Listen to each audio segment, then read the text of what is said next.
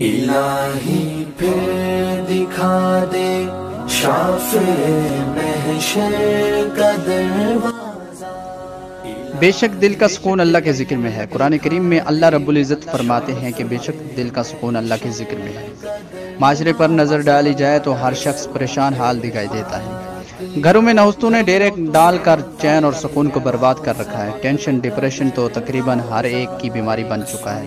کاروبار میں تنگی ہوئی تو قرض کا سہارا لینا پڑا، اور جب قرض لیا گیا تو یہ الگ وبال جان بن گیا کہ اس کی ادائیگی کیسے ہوگی۔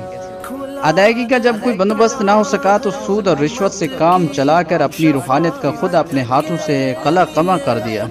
اس طرح اضطراب کو مزید تقویم ملی، سکون کی تلاش میں شراب کو فوقیت دی۔ اس طرح یکے بعد دیگر معاشرہ گناہوں میں مبتلا ہوا، اور انہی گناہوں کے اثرات جب گھر میں داخل ہوئے تو سب کا چین اور سکون چھین لیا۔ پھر جھگڑے فساد روز کا معمول بنتے گئے۔ جب روحانی سکون کے متلاشی کو سکون میسر نہ ہوا تو پھر وہ آخری راہ کا چناؤ کر لیتا ہے۔ خودکشی کا پھندا یہ سوچ کر چوم لیا جاتا ہے کہ یہاں چین نہیں ملا، کیا معلوم وہاں راحتیں میسر آ جائیں۔ خودکشی اسلام میں حرام ہے، اور ظاہر ہے حرام کردہ احکام کو جب بندہ خوشی گلے لگائے گا تو کیا آرام اور سکون ملے گا، بلکہ وہاں بھی بے سکونی اس کی منتظر ہوگی۔ کہا جاتا ہے کہ مغربی ممالک میں خودکشی عام ہے، اور اس سے بے خبر ہیں کہ وہ کس اضطراب کا شکار ہیں، لیکن اب تو مسلم ممالک میں بھی خودکشی کا رجحان بڑھتا چلا جا رہا ہے۔ یہ بے سکونی، ٹینشن، ڈپریشن سب ذکر خداوندی سے دوری کا نتیجہ ہے۔ قرآن مجید میں اللہ رب العزت فرماتے ہیں کہ بے شک دل کا سکون اللہ کے ذکر میں ہے، یعنی انسان پوری دنیا میں سکون کی تلاش کر لے نہیں ملے گا، کیونکہ حق تعالیٰ نے خود بتا دیا کہ دل کا سکون میری یاد میں ہے۔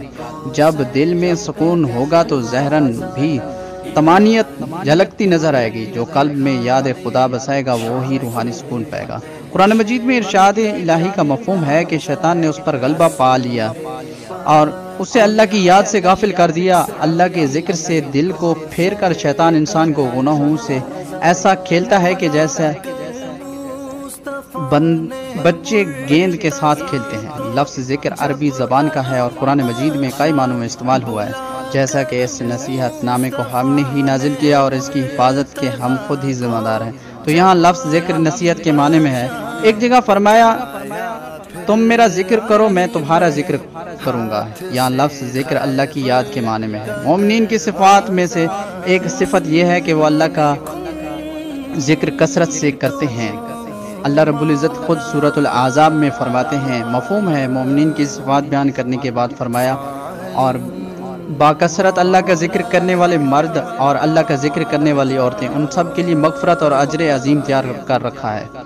ذکر دو طرح سے کیا جاتا ہے، لسانی ذکر جو باقاعدہ زبان سے ادا کیا جاتا ہے، جو دل میں ہوتا ہے اور ساتھ بیٹھا شخص بھی آواز نہیں سن سکتا، یہ قلبی ذکر ہے۔ یہ ذکر خفی کہتا ہے۔ عموماً ہم کہیں خوبصورت منظر دیکھیں تو بے اختیار لب پر ماشاء اللہ سبحان اللہ جاری ہو جاتا ہے۔ رب العزت کی قدرت پر اللہ اکبر کی صدائیں بلند ہو جاتی ہیں۔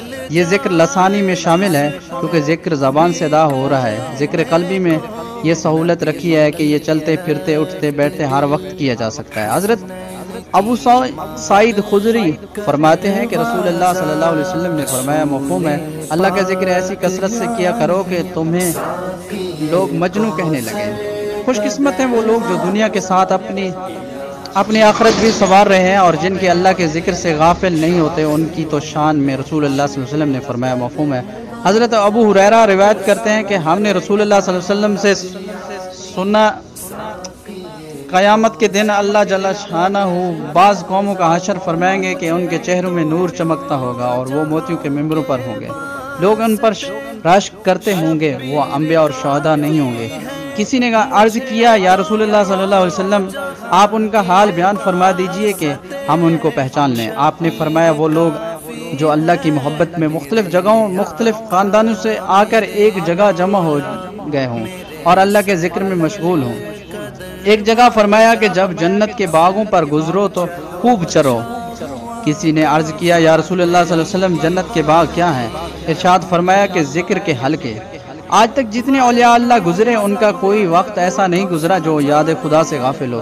ہر گھڑی اللہ ہی اللہ کی صدائیں ہوتی تھیں یہاں تک کہ جب حضرت جنید بغدادی کا انتقال ہونے لگا تو کسی نے کہا حضرت کلمہ پڑھ لیجئے۔ حضرت جنید بغدادی کہنے لگے میں کسی وقت بھی اس کو نہیں بھولا، یعنی یاد دلاؤ اگر میں کسی گھڑی اپنے اللہ کو بھولا ہوں۔ ذکر الہی کے جہاں اتنے فضائل ہیں وہیں لاتعداد فوائد بھی ہیں۔ اللہ کی یاد جب انسان کے لبوں پر قلب میں سرایت کر جاتی ہے تو سکون اور طمانینت بھی رچ بس جاتی ہے۔ انسان کی تمام تر پریشانیاں خود بخود دور ہو چلی جاتی ہیں، دل میں فرحت سرور اور پیدا ہو جاتا ہے اور دل اور چہرہ پر نور ہو جاتا ہے۔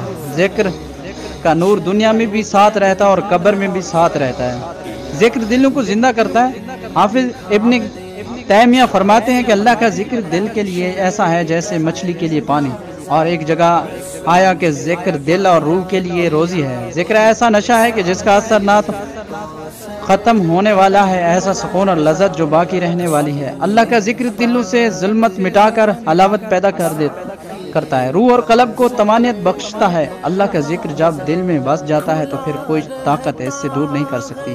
جتنا ہم اللہ کا ذکر کریں گے قرب الہی اتنی زیادہ نصیب ہوگی، جتنی ہم غفلت برتیں گے اتنی دوری ملے گی۔